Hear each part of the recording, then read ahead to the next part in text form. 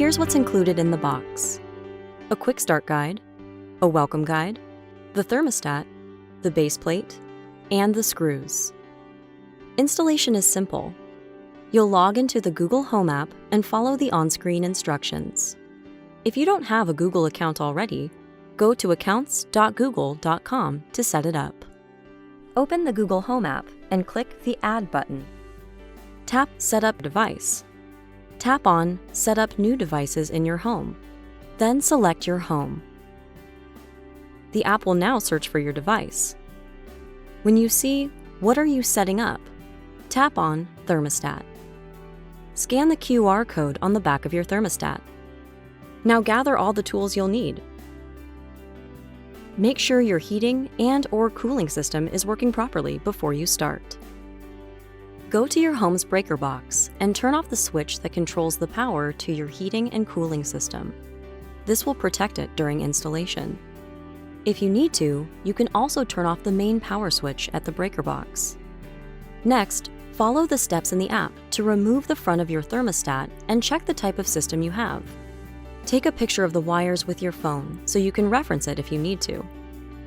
Now, check if your thermostat is connected to thick wires with wire nuts, or if it's labeled 110, 120, or 240 volts.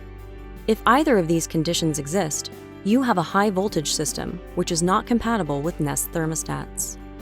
Do not connect a Nest thermostat to these high voltage wires. Your system is not compatible. If your system is compatible, tap Not high voltage to continue. If you purchased a trim kit, you'll need to install it before you install your thermostat.